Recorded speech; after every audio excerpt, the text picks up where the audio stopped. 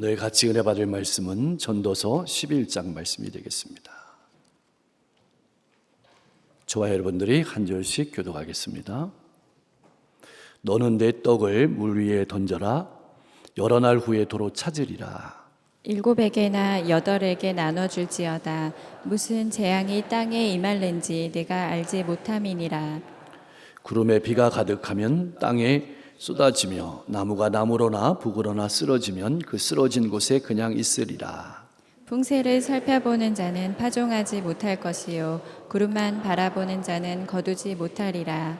바람의 길이 어떠함과 아이벤 자의 태에서 뼈가 어떻게 자라는지를 내가 알지 못함 같이 만사를 성취하시는 하나님의 일을 내가 알지 못하느니라. 너는 아침에 씨를 뿌리고 저녁에도 손을 놓지 말라. 이것이 잘 될는지 저것이 잘 될는지 혹 둘이 다 잘 될는지 알지 못함이니라.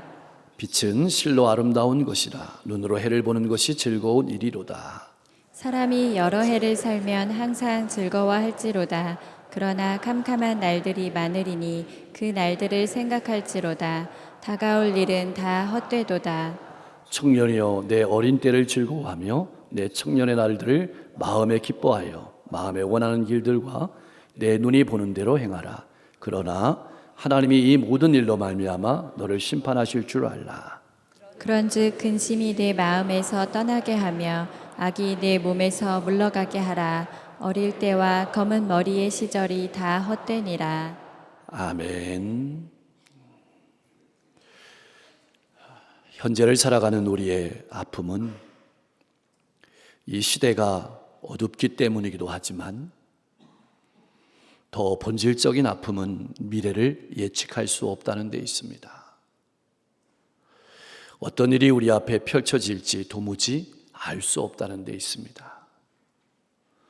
누가 추석에 날씨가 이렇게 더울 것으로 생각한 사람이 있었겠습니까? 우리 인생도 마찬가지입니다. 어떤 것도 예측할 수 없고 잘 될지 확신할 수 없으니 행동하는데 주저합니다. 불안해합니다. 편안히 잠을 이룰 수가 없는 것입니다. 요즘 좀 보는 사람이 많다는 뉴스는 무시할 이야기가 결코 아닙니다. 그런데 불안한 것은 믿는 사람도 예외가 아닙니다. 성도들의 삶도 불안하기는 마찬가지입니다. 왜냐하면 하나님께서 모든 것을 다 보여주시지 않으시기 때문입니다. 그러므로 신앙생활이란 예측할 수 없는 불안한 미래를 바라보면서도 예수 그리스도 안에서 하나님이 주시는 평안을 누리며 살아가는 겁니다. 자, 그렇다면 우리는 어떻게 살아야 할까요? 어떻게 살아야 평안을 누리면서 미래를 바라보며 현재를 행복하고 건강하게 살아갈 수 있을까요? 1절 말씀은 참 이해하기 어려운 말씀입니다. 너는 내 떡을 물 위에 던지라. 여러 날 후에 도로 찾으리라고 합니다. 떡을 물에 던진다는 것, 그러면 그 떡이 몇 배로 부풀려지는 것도 아니지 않습니까? 만약 그 물이 흐르는 물이라면 다시 찾을 것이라는 보장도 없습니다. 그리고 찾는다고 할지라도 그 떡을 먹을 수 있을지도 의문입니다. 우리가 여기서 깊이 생각해야 될 것은 재앙이 악인에게만 닥치는 것은 아니라는 것입니다. 또한 그것이 언제 닥칠지 모른다는 것입니다. 무슨 일이 벌어질지 모르니까 아무 일도 하지 말라는 뜻은 절대로 아닙니다. 오히려 우리 인생에 어떠한 일이 벌어질지 모르지만 열심히 해보라고 권면하고 용기를 불러 일으키는 것입니다. 전도서 기자는 분명하게 말씀하고 있습니다. 우리가 이해할 수 없는 모든 일들이, 그리고 우리가 불안해하는 모든 미래가 하나님의 전능하신 손 아래에 있음을 반드시 기억하고 살아가라고 선포하고 있는 것입니다. 이것을 꼭 기억하며 살아가십시오. 그런 의미에서 1절의 말씀은 내 손에 꼭 움켜쥐고만 살지 말라는 말씀이기도 합니다. 먹고 살기에 충분하면 여분은 물 위로 흘려 보내라는 말씀입니다. 내가 흘려보낸 것이 누군가의 삶이 그것으로 말미암아서 밝아지고 힘을 얻는다면, 그래서 살아난다면, 그래서 이렇게 무리로 흘려보내는 삶을 꾸준히 살아간다면 언젠가 내 인생도 배고프고 어두운 날이 찾아올 때 내 삶과 인생도 밝아질 날이 올 것이라는 말씀이기도 합니다. 그러므로 시대가 어둡다고 두려워하지 말고, 움츠러들지 말고, 불안해하지 말고, 숨지만 말고 더 적극적으로 베풀며 살아가라는 말씀입니다. 이것이 믿는 사람과 믿지 않는 사람의 차이입니다. 내가 흘려보낸 떡이 언제 내게 더 큰 떡이 되어 내게로 돌아올지 모르기 때문입니다. 분명한 것은 아무도 알지 못해도 하나님께서는 모든 것을 알고 계십니다. 누가 가난한 사람들을 위해서 내 떡을 흘려보냈는지, 누가 선교사님들을 위해서 내 떡을 물 위에 흘려보냈는지, 누가 전쟁과 기근과 재해 가운데 어려움을 당한 이들을 위해서 내 떡을 물 위에 흘려보냈는지 하나님은 다 알고 계십니다. 사랑하는 성도 여러분, 나는 어떤 삶을 살아가고 있습니까? 미래에 대한 불안함으로, 두려움으로 움츠린 삶을 살아가고 있지는 않습니까? 아니면 이럴 때일수록 더 담대하게 사랑하며 섬기며 베풀며 살아가고 있습니까? 혹 여러분의 마음속에 이런 질문을 가지고 살아오지는 않습니까? 이런 질문을 가지고 지금도 마음속에 생각하고 있지는 않습니까? 이 사람은 내 사랑을 받을 만한 자격이 있는 사람인가? 내가 베푼다고 해도 그 사람에게서 내게로 돌아올 수 있는 것이 있을까? 그래서 베풀기를 주저하고 교제하기를 주저하고 계신 분 있습니까? 그렇다면 이것을 기억하십시오.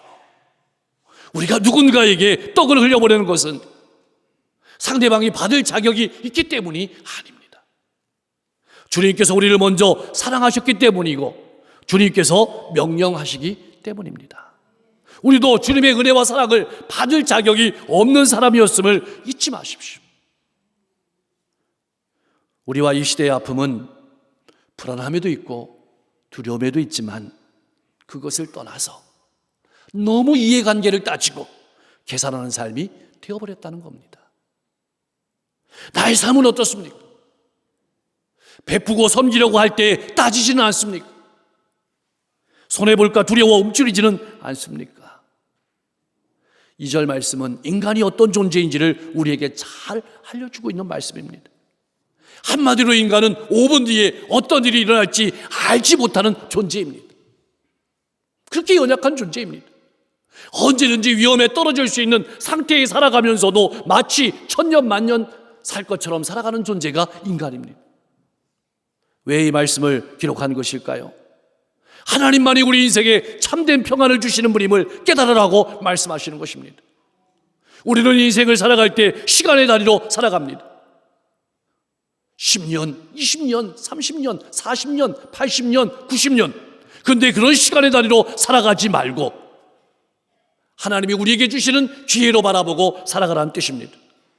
하나님께서 우리에게 주신 은혜와 사랑을 흘려보내는 시간, 하나님께서 우리에게 주신 은혜와 사랑을 베푸는 그런 기회의 시간으로 바라보고 살아가라는 뜻입니다. 나는 어떻습니까? 인생을 베풀고 섬기는 기회로 바라보고 흘려보내는 삶을 살아가고 있습니까? 아니면 계산하고 따지는 삶을 살아가면서 두려워해서 움츠러치고 아무것도 못하는 삶을 살아가고 있습니까? 3절 말씀은 우리가 어떻게 살아야 되는지를 잘 말해주고 있는 말씀이기도 합니다. 구름의 습기가 가득하면 비가 내리는 것이 당연한 일이지만 사람은 그 시기를 정확하게 알 수 없습니다. 또 천둥이나 번개나 태풍이 몰아쳐서 나무가 쓰러지면 다시 일어나지 못하는 것처럼 우리 인생도 재앙을 만나면 그대로 당할 수밖에 없는 연약한 존재들입니다. 또 농사는 어떻습니까? 바람도 비도 내 마음대로 통제할 수 없는 연약한 존재들이 우리입니다. 다시 말하면 현실만 바라보고 염려하고 걱정하고 움츠러들지 말고, 그래서 파종도 못하고 추수도 못하는 농부처럼 되지 말고 하나님을 바라보고 때를 얻든지 못 얻든지 항상 선한 일에 힘쓰는 자가 되고, 그래서 기회가 되었을 때 그 열매를 추수하는 삶을 살아가라고 우리에게 말씀하시는 것입니다. 사랑하는 성도 여러분, 여러분의 삶은 어떻습니까? 불안과 두려움에 갇혀서 아무것도 못하는 삶은 아닙니까? 움켜쥐고만 있는 삶은 아닙니까? 상대방의 자격 조건만 따지는 삶은 아닙니까? 현실만 바라보고 관망만 하는 삶은 아닙니까? 여기 하나님께서 기회를 주시는데도 계속 바라보고만 따지고만 앉아있는 삶은, 그래서 시간만 흘려버리는 삶은 아닙니까? 여기 내일 하는 사람이 있습니다. 매일매일 파종하는 때가 맞는지 살피다가 시간 다 보내는 사람이 있습니다. 이 사람은 좀 더 형편이 나아지면 하자고 합니다. 바로 나의 이야기는 아닙니까? 그러나 오늘 본문 전도서 기자는 그러다가 늦는다고 합니다. 인생의 때를, 인생의 기회를 놓친다고 합니다. 하나님께서는 고린도후서 6장 2절 말씀에서 이렇게 말씀하셨습니다. 우리 다시 한번 금주의 암용 말씀인데 함께 읽어보겠습니다. 이르시되 내가 은혜 베풀 때에 너에게 듣고 구원의 날에 너를 도왔다 하셨으니 보라 지금은 은혜 받을 만한 때요 보라 지금은 구원의 날이로다. 아멘. 이 기회를 놓쳐버리면 은혜의 시기는 영원히 가버리고 남는 것은 하나님의 심판불이라는 사실을 잊지 마시고 살아가시기를 주님의 이름으로 간절히 축원합니다. 우리는 바람을 느낄 수는 있습니다. 그러나 바람이 어느 길로 가는지 알 수는 없습니다. 우리가 잉태한 것은 알 수는 있습니다. 그러나 아이가 어떻게 자라는지는 알지 못합니다. 우리 인간의 짧은 지식으로는 하나님의 섭리를 이해할 수가 없습니다. 문제는 그 다음입니다. 그렇다고 실망하거나 좌절하지 말라는 뜻입니다. 비록 우리 눈으로 볼 때 세상 만사가 선하게 보이지 않을지라도 여전히 하나님께서 통치하시고 모든 것이 합력하여 선을 이루어 가심을 믿고 살아가라는 것입니다. 눈에 보이는 것에만 신경 쓰지 말고 하나님 앞에서 마땅히 해야 될 일을 하고 살아가라는 말씀입니다. 사랑하는 성도 여러분, 신앙이란 어떤 사람일까요? 내가 얼마나 유한하고 내가 얼마나 연약한 존재인지 철저하게 깨닫는 사람입니다. 또한 그럼에도 불구하고 하나님께서 나를 사랑하시고 나를 통해서 일하심을 아는 사람입니다. 내가 연약한 존재인지도 알고 하나님이 나와 함께 하시고 나를 통해서도 아는 신앙입니다. 그래서 다른 사람에게 씨를 뿌릴 때 그 사람을 바라보고 낙심하지 않고, 시대를 바라보고 절망하지 않고, 묵묵히 씨를 뿌리는데 힘쓰며 결과는 하나님께 맡길 줄 아는 균형 잡힌 신앙인입니다. 그래서 잠언 기자는 잠언 16장 9절 말씀에서 이렇게 말했습니다. 사람이 마음으로 자기의 길을 계획할지라도 그의 걸음을 인도하시는 이는 여호와시니라. 무슨 말씀일까요? 하나님의 권한에 속한 것은 하나님께 맡겨두고 신앙인은 하나님을 경외하면서 자기의 삶에 최선을 다하는 사람입니다.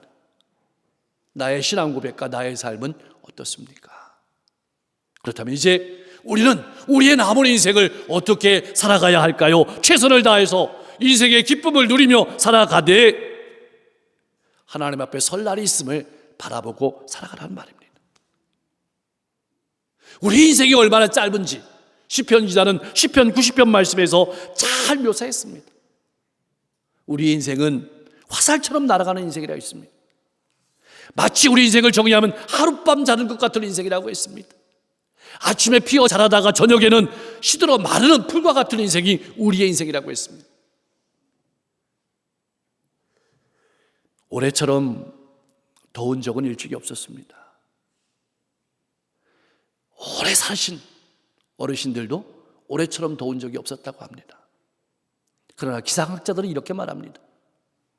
앞으로 올해가 가장 시원한 여름이 될 것이다. 여러분, 무슨 말일까요? 지금이 여러분의 인생에 있어서 가장 젊을 때라는 것입니다. 어떻게 보면 우리의 모든 인생의 시간이 청년의 때입니다. 하나님의 심판, 또 우리의 죽음이 언제 닥칠지 모르지만 분명한 것은 순식간에 지나갈 것이라는 것입니다. 근심 걱정에 사로잡혀 살아가기에는 우리의 인생이 짧아도 너무 짧습니다. 미래를 바라보며 염려하며 근심하며 아무것도 못하는 인생이 아니라 지금 하나님께서 내게 주신 이 자리, 이 순간 하나님이 내게 허락하신 것에 만족하고 감사하며 내게 주신 것들에 감사하면서 내게 맡기신 이웃들을 사랑하며 선을 베풀며 살아가십시오. 우리는 이제 9절과 10절 말씀 앞에 서 있습니다. 근데 여기서 조심해야 할 것이 있습니다. 한 부분만 읽는 것입니다. 내가 읽고 싶은 것만 읽는 것입니다. 그래서 어떤 분은 즐기는 부분만 읽고 즐기고만 살아갑니다. 근데 어떤 분은 심판만 읽고 두려워만 하고 살아갑니다. 기쁨이 없이 살아갑니다. 균형을 못 잡는 것이죠. 어떤 젊은이들은 청년의 때를 제대로 보내지 못하고 그저 청년의 때를 쾌락의 시간으로 채웁니다. 마음이 이끄는 대로 살아가고 눈에 이끌린 대로 살아갑니다. 자기가 자기 인생의 주인이 되어서 본능에 따라 살아갑니다. 그것이 최고의 삶인 줄 알고 살아갑니다. 그러나 기억하십시오. 그렇게 살면 반드시 하나님의 심판을 받게 됩니다. 왜 그럴까요? 내 마음이 죄로 물들어 있기 때문입니다. 그렇게 살아가다 보면 염려하게 됩니다. 두려워하게 됩니다. 주저하게 됩니다. 숨게 됩니다. 아무것도 안 하고 시간만 흘려보내게 됩니다. 하나님의 뜻대로 살고 사랑하며 살며 이웃에게 베풀며 살아갈 수 있는 기회를 놓치게 됩니다. 주님을 부인하고 배반하고 도망간 제자들은 여러분 도망만 한 게 아닙니다. 염려했습니다. 근심했습니다. 그 속으로 간 것입니다. 인생의 의미를 잃어버렸습니다. 그리고 숨었습니다. 삶의 기쁨을 잃어버렸고 무엇 때문에 사는지 무엇을 위해 살아가는지를 잊어버렸습니다. 주님을 놓쳤습니다. 그러나 주님의 부활의 주님을 만나고 성령 충만함을 받은 제자들은 달라졌습니다. 무엇이 달라졌을까요? 인생을 바라보는 일이 달라졌습니다. 인생을 대하는 태도가 달라졌습니다. 무엇을 위해 살아야 되는지 분명하게 깨닫게 되었습니다. 여리고성의 세리장이었던 삭개오의 인생도 마찬가지였습니다. 예수를 만나기 전에는 늘 염려와 걱정, 근심과 불안, 미래에 대한 두려움으로 하나라도 더 모으기 위해서 악착같이 살았습니다. 왜냐하면 그 물질이 자기의 안전을, 자기의 미래를 보장해 줄 줄로 생각했던 것입니다. 그는 물질에다가 자기의 인생을 걸고 거기에 자기의 안전과 평안함을 확보하기 위해서 열심히 살았습니다. 그러나 그 어디에도 평안은 없었습니다. 기쁨은 없었습니다. 그러나 주님을 만난 이후에 그의 삶은 변했습니다. 돈의 노예로 살던 인생에서 나누어 주고 베풀고 하늘에 쌓는 인생으로 변화된 것입니다.